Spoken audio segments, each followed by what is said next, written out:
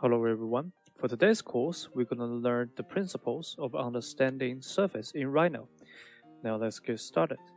First thing first, to understand the surface, we need to understand the second coordinate systems, which is called UVW coordinate systems, which is very different from the first coordinate system, XYZ.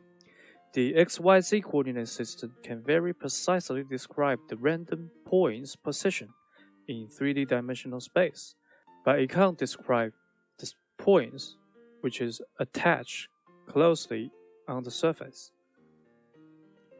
For example, we use this tool like extra iso curve.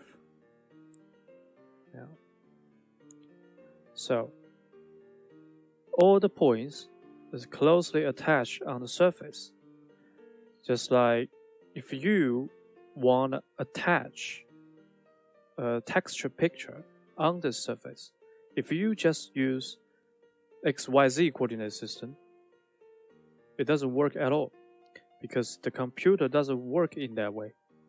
Because just based on XYZ coordinate system, it can't give the exactly position and the direction of this point which is on the surface. So we just use, for example, we try this command, offset surface.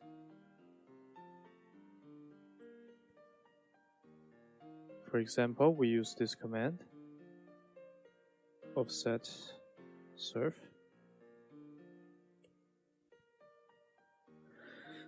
Like that.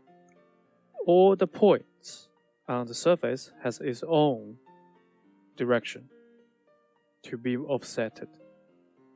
If you just use XYZ coordinate systems, well, you can describe the direction of this point will move to.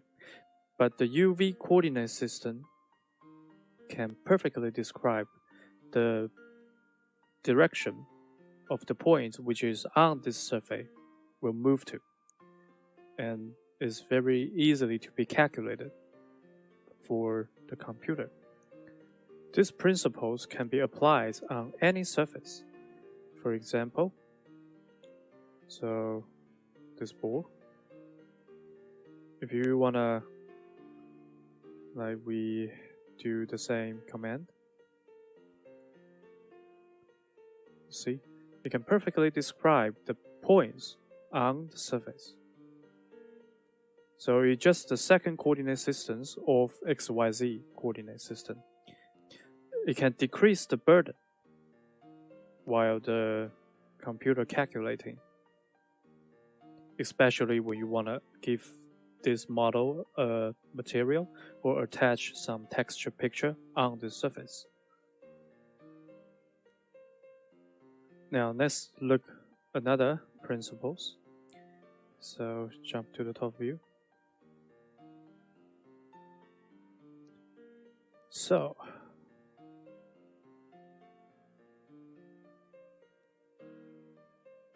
just jump to the top view. So these two surfaces look exactly the same, but once I turn on the control point, you will see the difference. So why the control point of this surface will be much larger than this one? Because I use different methods to get these two surfaces. For the first one, I just directly draw the line geometry and form the surface. For the second one, I draw a larger line geometry, form surface again. I select the curve and then shrink it. And at the same time, I train the extra area outside. So trim. Alright. Okay, I get these cubes. Delete that. I turn on the control point. See, the control point is spilled away. So the control point just show the first. So the control point just show the size before you down the command. The first size. Once you process anything, not just the train order, or you can process another order, you will still show the original size of the geometry. Same thing happened to this kind of shape. So I turn around control point. So I turn around this as well. And I turn on this. See? So based on this control point, I can guess this shape is being processed. It's a second-hand shape. I call it second-hand shape because the original shape probably just a rectangle, and a larger rectangle, and trained by another shape. So you can immediately judge it's a second-hand shape. The benefit of this kind of judgments is when you want to adjust your shape or apply another order which is related to control point, it will be some difference between the first hand shape and the second hand shape. So you will make exactly right plans to get your final result. So that's important. Now let's look at another principle. So let's go on. So you can still turn down the control points. Turn down the control points. And turns on this one as well. So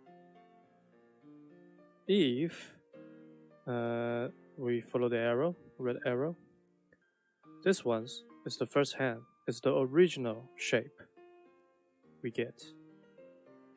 And then it's the original as well.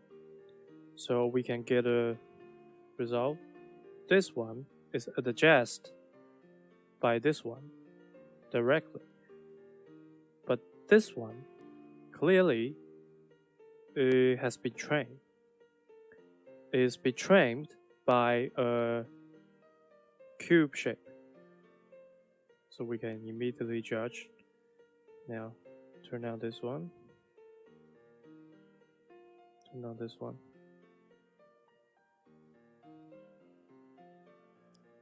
So yeah, same thing. It adjusts the control point to get this shape. Now we go to the perspective view again.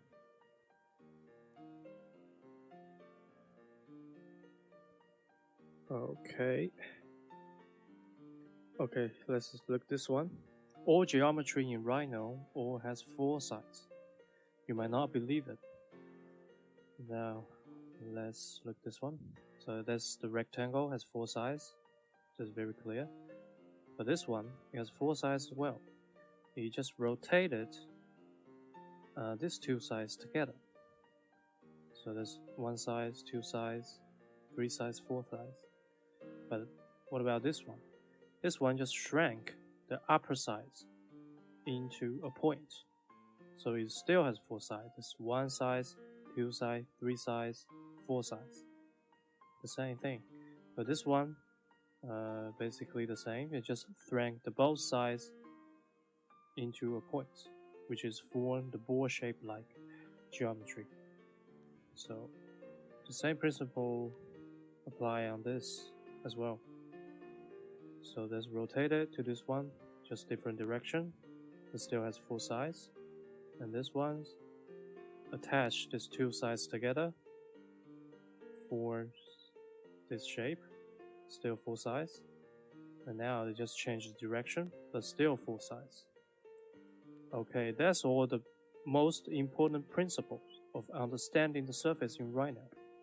Thanks for watching.